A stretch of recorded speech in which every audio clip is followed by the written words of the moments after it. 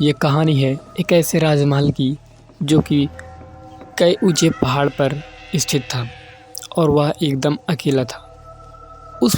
उस राजमहल में 20 सालों से कोई भी व्यक्ति नहीं गया हुआ था, क्योंकि वह राजमहल इतना डरावना और भयानक था कि उसके पास जाने पर ही बहुत से औरतों और आदमियों के रोने की आवाज़ें आती थी।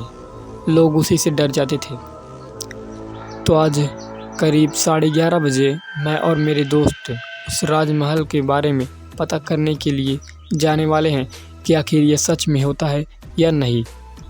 तो वीडियो को शुरू से लेकर के अंत तक जरूर देखिएगा, और अभी तक अगर आपने हमारे YouTube चैनल को सब्सक्राइब नहीं किया है तो जल्दी से कर लीजिए। तो चलिए वीडियो को शुरू करते हैं बिना किसी देरी के।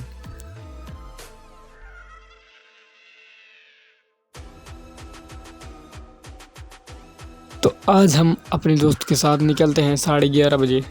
मैं और अमित दोनों ही बाइक लेकर के उस पहाड़ पर आधे घंटे में पहुंचते हैं। वहां पहुंचने के बाद जैसे ही हम गेट पर पहुंचते हैं तो वहां पर कुछ महिलाओं की रोने की आवाज़ें आती हैं। फिर हम लोग दरवाज़ा गेट खोलते हैं, उसके बाद अंदर जाते हैं। जैसे ही हम अंदर की ओर जाते हैं वैसे ही हम देखते हैं कि चारों तरफ बहुत सारे पत्ते पड़े हुए हैं जो कि हवा आने के कारण उड़ रहे थे हवा में। और यह सब सीन देख करके हम लोग रिकॉर्डिंग कर रहे थे। हम लोगों ने कैमरा ले लिया था और उसी के साथ चले गए थे।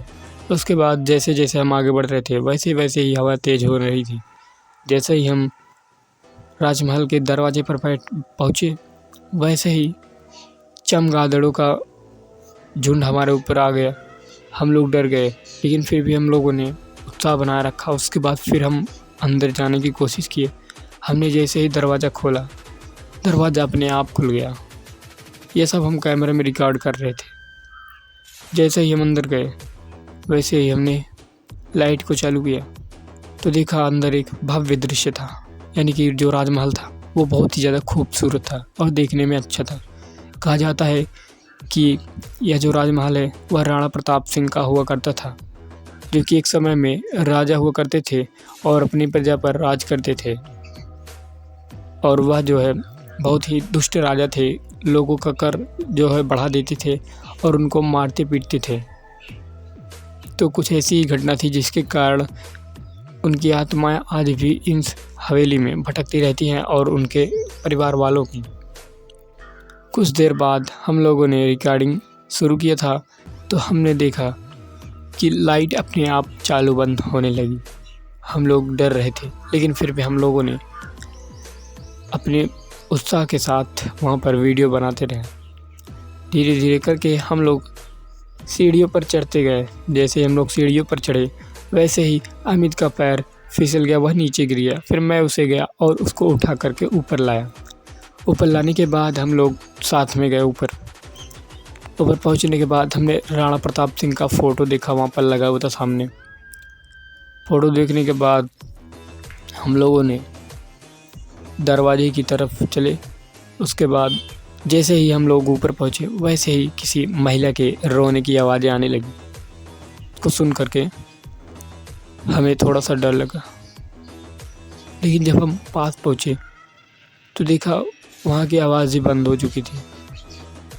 और फिर हम लोग इधर उधर देखने लगे तो हमें कुछ नहीं दिखा। लेकिन अचानक से अमित को एक ऐसी प्रेतात्मा दिखती है जिसका पूरा शरीर गायब था, केवल उसका सिर दिख रहा था। उस भयानक दृश्य को देख करके मैं और अमित बहुत ही ज़्यादा डर जाते हैं। उसके बाद अपना कैमरा वहीं पर छोड़ करके भाग जाते हैं। फिर कुछ देर बाद हम लोग वापस लौट कर आते हैं और अपना कैमरा बाहर लेकर आते हैं। वैसे ही जैसे हम बाहर निकलने वाले होते हैं वैसे ही हवेली का जो दरवाज़ा था वो बंद हो जाता है। यह सब देखकर हमारी हालत ख़राब हो जाती है। और प्रेतात्मा एकदम हमारे पीछे आकर खड़ी हो गई थी। जैसे ही हम लोग पीछे देखे वैसे ही रमेश बेहोश हो गया और मेरे मुंह से कोई भी आवाज़ नहीं निकल रही थी। तो दोस्तों आज के लिए बस इतना ही। मिलते हैं फिर नेक्स्ट वीडियो में दूसरे पार्ट में। अभी कहानी पूरी नहीं हुई है, हम आपको दूसरी